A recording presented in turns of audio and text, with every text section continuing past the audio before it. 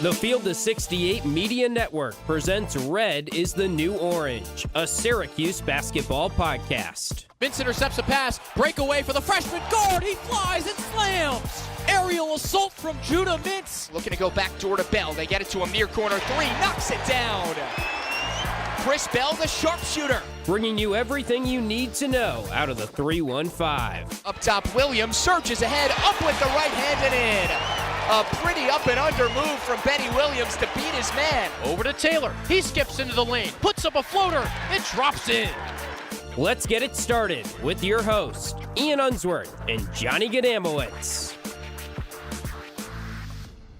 It took them 55 minutes, but don't look now, folks. Syracuse has won 2 of its last 3. Sandwiched in between is a 29-point loss to the number 2 team in the country. But the Orange are somewhat looking up. I mean, we don't even know what to say at this point. We're at the dog days of the college basketball season. This is Red as the New Orange. I'm Ian Unsworth. Johnny Gadamowitz is with us as always. And Johnny Gadamowitz laid his eyes on a 95-86 win in 3 overtimes over Boston College last Saturday. Johnny, it's the first time the Cuse have gone to 3 overtimes since the 2009 thriller against UConn in the Big East tournament. And my, oh my, was this game not anywhere close to the quality of that game? It felt never-ending, and it seems only fitting that, of course, Syracuse puts their foot down in the triple overtime period, and they outscore BC 10-1. Found a way to cover the spread, too. It's 7.5 points, I believe it was, in a triple overtime game, and you still find a way to cover a spread of 7.5. Hey, that's neither here nor there. But I think for Syracuse, Ian, you're right. It wasn't a pretty game. I don't think anyone would be happy if you told them before the start of the year that BC was going to take you to triple overtime, even if you managed to get a win. But good on Red Autry and this staff for not losing the locker room, for finding a way to bear down. Because let's be honest, you lose this game coming off the shellacking against Duke, and I know Duke is Duke, but if you lose to BC coming off a nearly 30-point defeat, there were much larger problems. So I know it was ugly. I know that, triple overtime against Boston College, whether you win or lose, particularly a BC squad that's now 2-10 in the ACC, isn't too pretty either way. But let's just count our blessings with the way this year has gone and be happy that it was a win all the same. Yeah, apologies that we didn't have a pod after the Duke game. I was in Utah dealing with family matters, and good to be back. That's all I'm going to say about that. Follow us on Twitter, F68_Cuse. Follow the Field of 68 as well. For teams that are in tournament contention, the Field of 68 will be covering all of that as we get down the stretch. And for those of you that are big into brackets, Fielding the 68 is really starting to get rolling. Every week, those guys are cranking out their bracket predictions, right? The latest seeding numbers based on big-time wins. You got Florida picking up a big win this past Saturday against Auburn. And oh, look now, next weekend coming up, we got Auburn and Alabama. That's number 1 against number 2. So seeding-wise, right, when we look at these 68 teams that are going to be in the tournament, Fielding the 68 will have you covered there, as well as any of the favorite teams you follow on the Field of 68 podcast network. Back to the Orange. Oh, boy. Couple notes from the box score. I mean, I do not have the time, the wherewithal, or anything to go through the entire 55 minutes and the turning points from this game. It's just not worth it. Again, it's Syracuse and it's Boston College, and this is a Syracuse team that is wildly underachieved. We have other things to get to that are much more pressing. But Eddie Lampkin played 49 minutes. Holy cow. I don't think anyone at the beginning of the year would have expected Eddie Lampkin to play 49 minutes. I am shocked he had that much gas in the tank. Yeah. And he made the most of those 49 minutes, too. Hauled down 18 rebounds, 14 points, was active on the defensive end as well. And how about Jair Davis, too, Ian? Syracuse doesn't win this game without Davis. You can make the case for Carlos as well, defensively, down the home stretch, putting the clamps on the BC backcourt. That's the thing that I think I like the most about this win. As much as it wasn't pretty, you can point to a couple of different guys who really stepped up, who without their effort, it's not a win. Yeah, and Chad Venning had his moments against Lampkin in the first matchup. Venning this time, coming off the bench, 11 points on 11 shots. So the Orange held their own down low and got a couple stops when it mattered. And before we move on, just to tie a bow on the Lampkin point, that when we talk about that veteran leadership, that college basketball journeyman, right, coming over from Colorado, and a guy who has been battle tested and through the dog days of a college Yeah, basketball season. this is what we thought we were going to This get. is that. This is the prime example of that. Absolutely.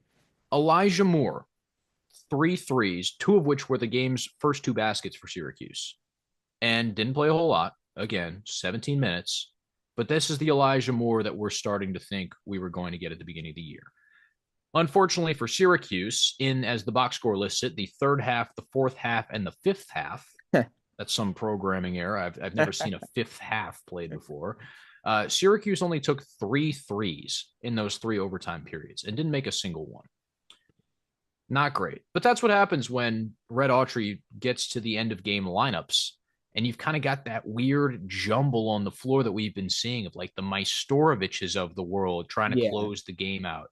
And you've got Carlos out there, and every once in a while it's Kyle Cuff and Chris Bell, who clearly isn't very confident shooting the ball anymore. And regardless of who you have out there, it's going to JJ Starling at the end of the shot clock. And JJ took 22 shots, 6 of them were threes. So at the end of the game, he's not looking for a 3 at all.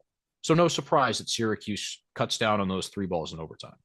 Yeah, no, not at all. And to add to the rotation questions, I was a little surprised we didn't see a little more Naheem McLeod in this game. We saw some decent run in the Duke game, so you'd wondered, all right, he was the second guy to score.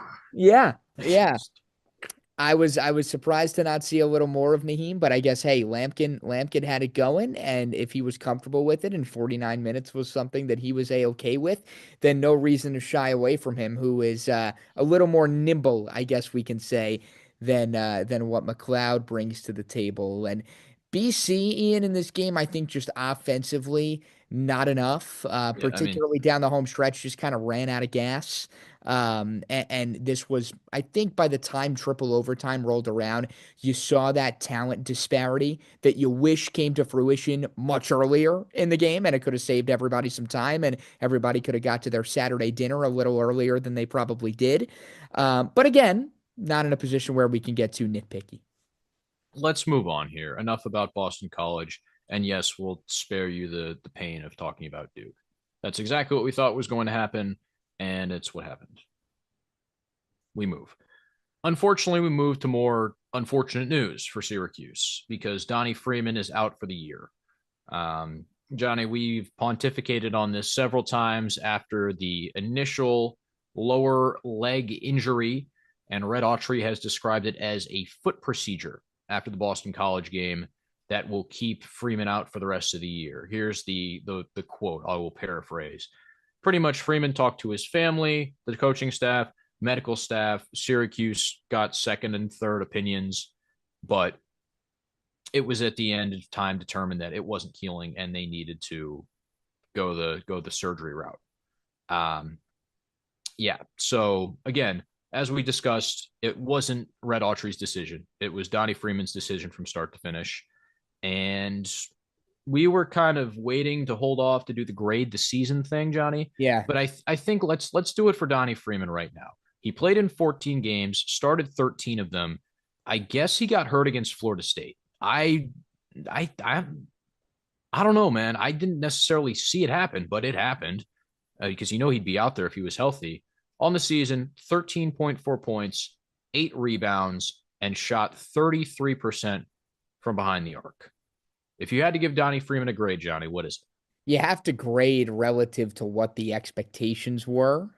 So for that reason, I lean B minus, maybe a B if you're a little more generous. And I think a lot of that stems down to team success too, and the hand or the lack of a hand that he had in it. It's frustrating, right? This guy was supposed to be the bright spot. This guy was supposed to be kind of the best player. And it's almost like now you view next year, and again, who knows what next year brings because is he going to be around next year? Right. Is he still here? If he is, it almost takes on the identity of a take two freshman year, right? You bring in this loaded freshman class, obviously the Sadiq Whites and Kyan, and now you let Donnie Freeman, hopefully, expand on his game and come in and kind of hit the ground running. So I go B because the numbers, are still noteworthy. And it wasn't a total dud. It wasn't a total flop. But again, there were much higher hopes, I think, to say the least. There were games in which he looked like the best player on the floor, but those games were far and away against inferior competition. Two best games scoring wise were against UAlbany and Cornell. Right. Safe to say, inferior competition. I think what did really encourage me about Freeman's season, which is why I'm going to give him a B plus, is that he had 7 games with double figure rebounds. There have been a lot of Syracuse players, regardless of how big they are over the past couple of years, who have not been good rebounders. And Donnie Freeman is not a slouch when it comes to rebounding. We didn't necessarily see the rim protection potential that I thought he had, with the bounce and the wingspan and the athleticism. Right. That really wasn't there. But the rebounding itself gives me hope that he is going to be a complete basketball player. And hopefully it comes with a second year at Syracuse. My thinking, though, is, and again, we don't know the extent of the injury, but if Syracuse was willing enough to let it try to heal and kind of work its way out, he'll probably be playing by the beginning of next season. I don't think this is a long-term, he'll be out for part of next year and it'll really impact. Like, I think he'll be good to go. So the question is he good to go in Syracuse or is he good to go somewhere else? And obviously, every Orange fan is hoping that the answer is here in Syracuse. You just hope that this, sometimes with the lower body stuff, it stints a lot of growth, it stints a lot of development, and you hope that's not the case here. Thankfully, it doesn't seem like it would be because I'm with you, Ian. I think if it was that concerning, if it was that pressing, if it was something that really put his career kind of in jeopardy, there wouldn't have been this gray area for as long as there was. So I think the fact that, they were even mulling the return to begin with is probably a good sign when it comes to the timetable. And I think for Donnie Freeman, there's a reason to want to return, right? Yep. He's got to have that sense of unfinished business, right? He's got to prove that, he came here with a mission of kind of being the guy, never really got to see the fruits of his labor, and has the opportunity to do so with a really talented freshman year class. Hopefully, that bitter taste in his mouth doesn't lead to a desire to want to look elsewhere, but instead he can reflect and sort of take it internally of, all right, how do we improve going forward? It's weird to say right now, but the Syracuse roster is going to look a lot different next year because of grad guys getting out of there. So, I mean, Donnie Freeman's role next year may look completely different from what we saw him do for 14 games and 13 starts. So that's food for thought as the Orange get to the point of the season where it's clear that nothing else is happening in a positive note. Speaking of roster turnover and turnover in general, up next for the Orange are the Miami Hurricanes, Tuesday, February 11th. Oh boy. What a year Miami it's is been. the poster child for turnover, mid-season turnover at that, as Jim Larinaga, about a month ago, Johnny, Yeah, decided I'd that say so. he was done. He had just had enough. Miami at that point was about 5-14, 5-15. They've already got a loss to Mount St. Mary's. They've got one to Charleston Southern. They've kicked the bucket at VCU, and they only have one conference win. That's a 6-point victory over Notre Dame. And they just picked it up last week. They were winless in ACC play for quite a while. This is very different than the Miami team that went to the Final Four a couple of years ago. They have struggled to score the basketball. They have struggled to defend on the other end. And right now, they do have a little bit of an identity crisis, I guess, for lack of a better descriptor, when you talk about, obviously, Jim Larinaga deciding to call it a career about a month ago. And just from a roster standpoint, not a whole lot there. Matthew Cleveland leading the way offensively. Nigel Pack has been dealing with injury. He's the familiar name, going back to those Miami teams that were towards the top of the conference over the course of the past couple years. But outside of that, just not really a whole lot there.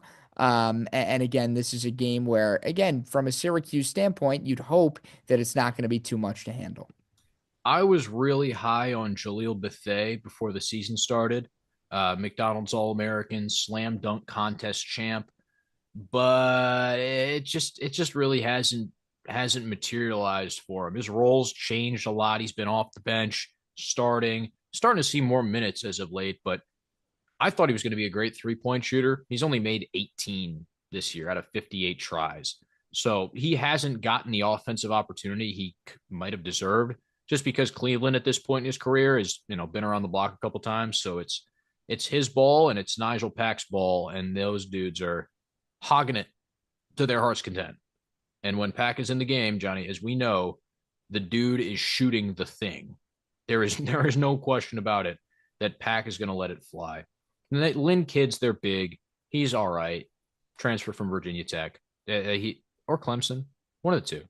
Is it Virginia Tech or Clemson, Johnny? You know off the top of your head? I do not. Okay, it's one of the two. Either way, he's just your typical big guy. Bleh, so be it. Not much to get excited about for Bill Courtney, who is the interim after Jim Larinaga has left.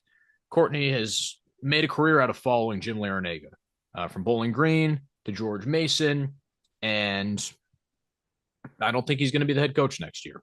It's a tough draw, but Miami is a school where, as we know, there is ample money to bring people in, and it's not a basketball school. But Johnny, do you think it's an attractive job?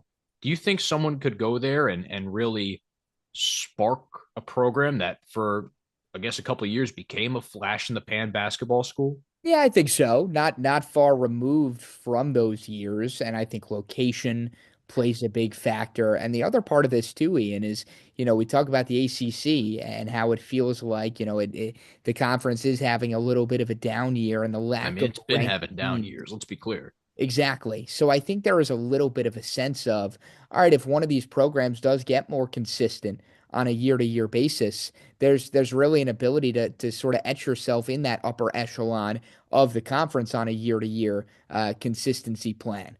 And there's obviously a way to go for that for Miami, but the infrastructure is there.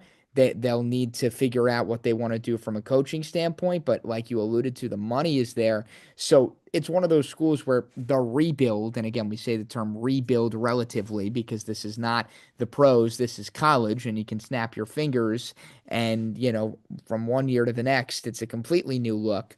But that rebuild could come to fruition and could really take full effect overnight, for lack of a better description. If you get the right people in house and the right decisions are made, a program can turn itself on its head for the better very quickly, and they can find themselves in a position to do just that if they handle this offseason the right way.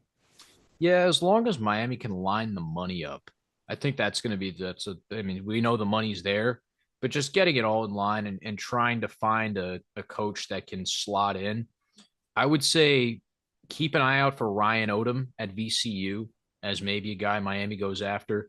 Only in his first year there, they hired him from Utah State, I'm pretty sure, but it'd be a very different look for the Miami teams of years past where, Odom's got his team guy playing tough. VCU is a very tough old team, and Miami is kind of in this mold right now of guard heavy, running Chuck. And they were running around Norchadomir's not there to save them down low, right, with his 6'6" fullback frame. So I don't know, man. It's really a clean slate for the Miami Hurricanes basketball fan. It's not Virginia where you need to keep this identity of being ugly ball. Right. Like, Miami could really go anywhere. So interesting to see where the Hurricanes go. But this year, I thought they could have been a dark horse. It lost cause. It is a lost cause at that. But we'll see if Syracuse can pull it together and win 3 of 4. That's a 7 p.m. tip. And you guessed it, it's on the ACC network. So enjoy the game tonight, folks. Lost the voice there. Enjoy the game tonight. And we'll be back Friday or sometime later this week to talk about the results and what Syracuse has coming around the corner. UNC on Saturday, February 15th. Oh boy. Chances are